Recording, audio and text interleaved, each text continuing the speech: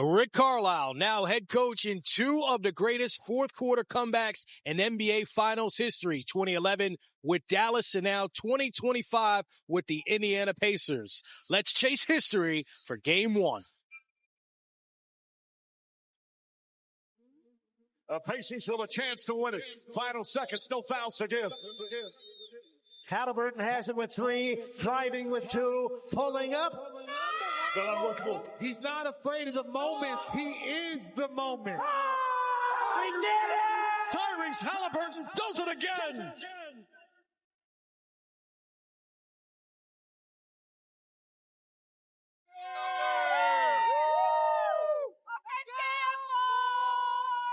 The Baycom Center will absolutely be rocking Game 1 between the Thunder and Pacers.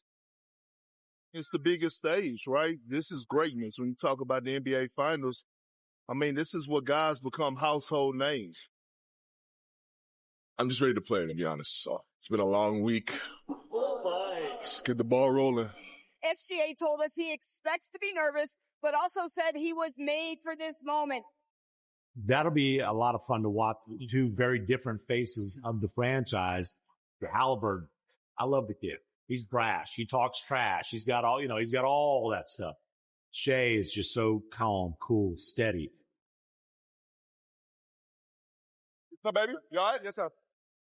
Shaq, Good. Congratulations. Thank you. Congrats. Good evening and welcome back to Baycom Center for Game 1 of the NBA Finals, featuring the Indiana Pacers and your Oklahoma City Thunder.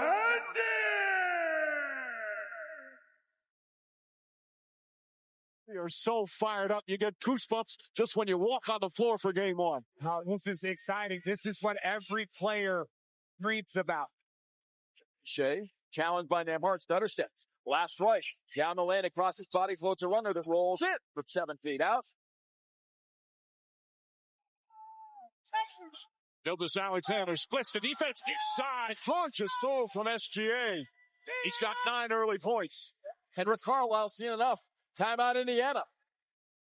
Let's win these minutes. Come on, White. Let's win these minutes. Ball again, pumped away. Boy, the passing lanes are narrow in OKC. Ball loose. Their defense once again swarming. It's like they have 6 guys out there on defense. That's turnover number 17. Listen, 50-50 balls, all right? Rebounding, all right? And ball security down there. You can't dribble into a crowd against this team, all right? Can't throw tight bounce passes against this team. Mathurin drives, goes right inside. Blocked from behind by Caruso. The help defense is off the charts. Gilgeous-Alexander dribbling head up off the outlet. Scrams to left wing. Now the baseline on the one. Siakam steps away, fires, fadeaway, 12-foot jumper, rips the boards. OKC by 10. Timeout, Indiana. They might have to slow down for a second. Slow down, catch your breath. I'm settled in, Mike. I'm settled in now. I was a little antsy. Too quick. I can breathe now. Oklahoma City leads by 12 at halftime, forcing 19 Indiana turnovers. The good thing is, 19 turnovers and only had 9 points. All right, not the end of the world. All right, we're right there. Wallace darts down the lane, lobs the dub, baseline right for the two-hand flush. 12 seconds left in the third. SGA crosses over. SGA against Shepard, puts up a 3, push it in! And we head to the fourth, a 9-point lead for the Thunder. McConnell trigger underneath. Lobs out front. Bad pass stolen by Dub. He's in the open court. Look out below, baby. Right hand snatcher of Liberty slam. Thunder by 15, their largest lead off of their 24th takeaway. Hey, keep working the game, all right? Keep it moving. Neesmith runs into a double team in the lane and sends it out to Toppin. Toppin, three-pointer. Puts it in. Obi Toppin, his 5th three-pointer. Come on! 6:22 to play. Indiana has made a habit out of coming back from double-digit deficits in this playoff run. Turner sidestep, banks in the 3. Miles Turner. 12-2 run. Come on. Right there, baby. We right there. We got a 4-minute game here, all right? So look, we got to concentrate on good shots. Let's go. We know they have this comeback ability. This team is relentless. They do not stop. 2:05 to play. Nembhard steps back, still bouncing, moving to his left. Here comes a three off the bounce. Nembhard steps back, three-pointer. Got a three-pointer from Nembhard. 3-point game with 1:59 remaining. Some anxiety here for the fans in Oklahoma City. This is the first time that I've seen OKC with their eyes trying to figure it out. Nesmith the drive inside. Blocked by Dort. Blocked by Dort going up. What a stop. Shea the loose ball. Back 2-on-2. Off the center step. Down the lane on top of it. Gilgeous-Alexander at the cup puts it in. What a play by Lou Dort. Cashed in by SGA, who's got 38. Under a minute to go in the fourth quarter. 110-107. Nembhard. He'll launch a three and leave it short. Rebound to follow. Siakam puts it in. 1-point game. Pacers showing their grit and their fight. Will it be enough? Gilgeous-Alexander spins, pulls up, jumper. Off the mark, won't go. Rebound, Indiana. 8 seconds to go. The Pacers are not going to call a timeout. Pacers with a chance to win it. Final seconds, no fouls to give. Halliburton looking. Halliburton has it with 3, driving with 2, pulling up.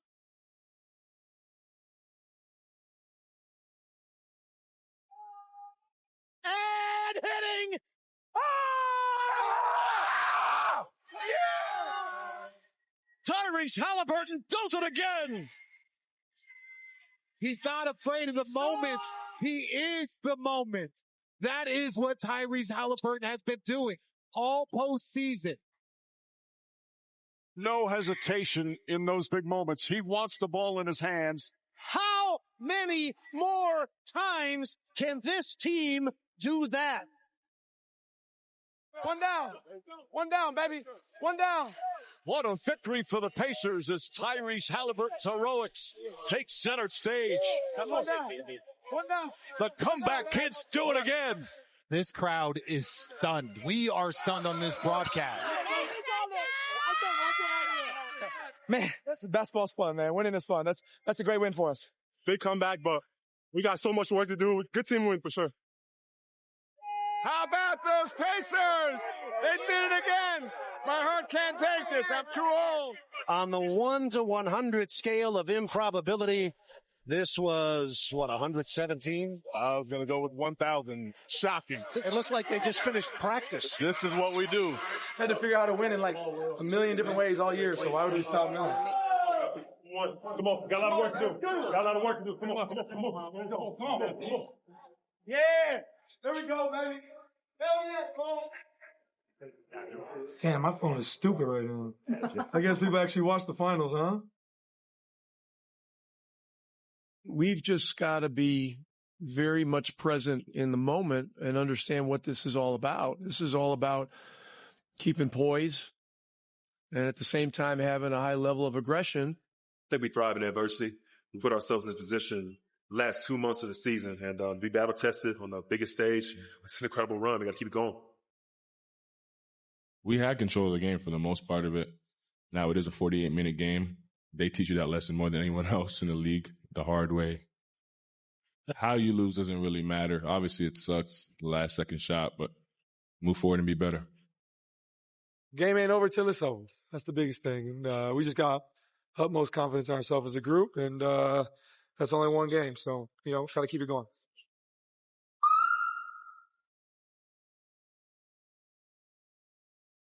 Kenny, coming into this series, we had a discussion of Rick Carlisle with so much more finals experience, postseason experience than Mark Daigneault. And in game one, it felt like that he made more in-game adjustments for the Pacers to come back.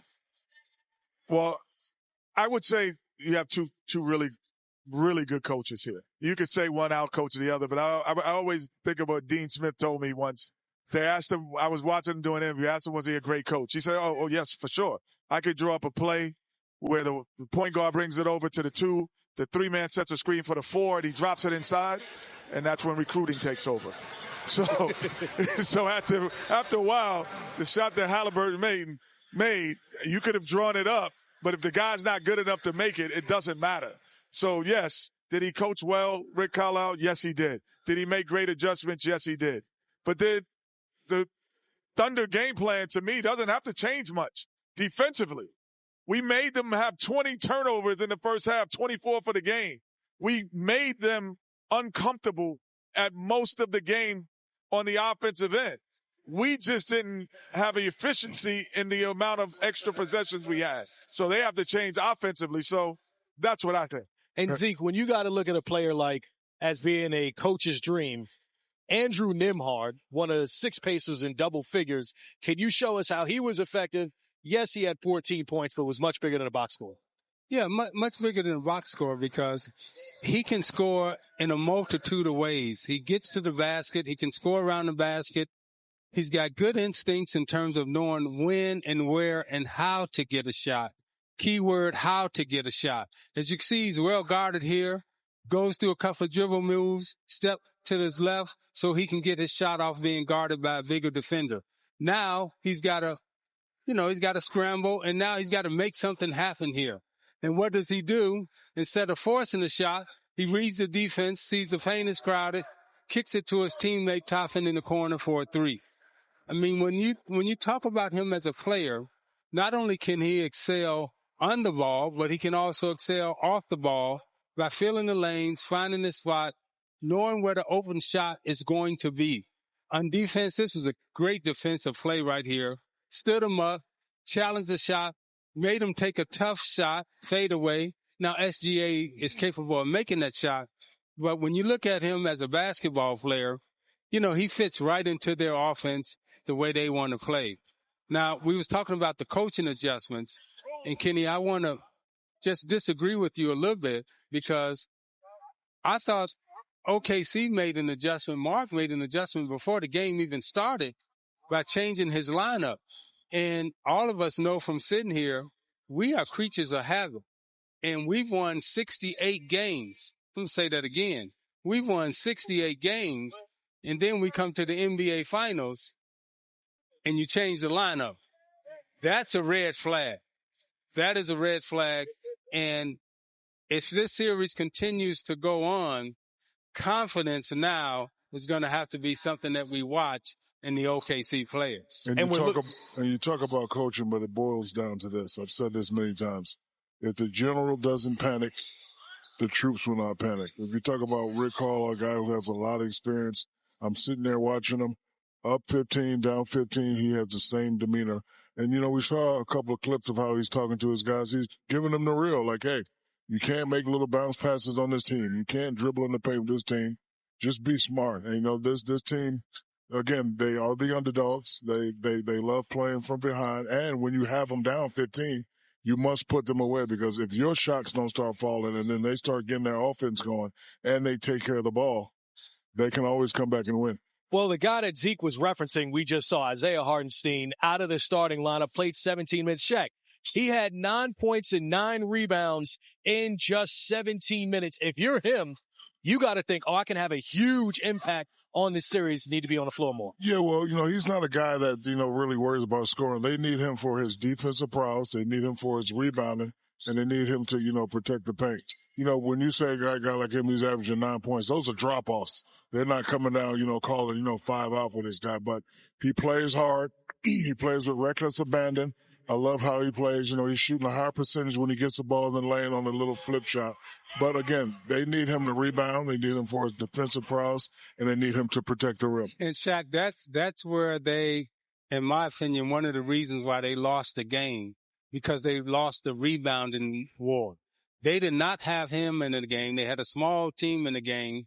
And their small team, even though they may be athletic, you're not good rebounders. And Indiana killed them on the offensive glass. Indiana's a team that doesn't really score a lot of points, on the offensive rebounding side of the ball. But game one, they excelled in scoring on offensive putbacks more so than OKC. And that's why I argue for a Hartenstein to play, because you need rebounding. Rebounding wins championships. But one thing we know about the Thunder, they have not lost back-to-back home games all season, also undefeated when they've lost in the postseason. Shai Gilgeous-Alexander on the floor now. Stephanie Reddy has a full interview coming up with him. Here's a little snippet. After the game, J-Dub, he said in his presser that it seemed like you guys were playing not to lose and not being aggressive. I'd love to hear what you think. Yeah, it's an accumulation of a lot of things. Sometimes it becomes shot making. Sometimes it becomes luck of a bounce. We let those things slip, I think. And this late in the season, against a team of that caliber, like, the little things come to nip you in the butt, and they did last night. And Indiana takes game one, shocking the Thunder here at OKC. The comeback kids do it again. Mike, this crowd is stunned. We are stunned on this broadcast.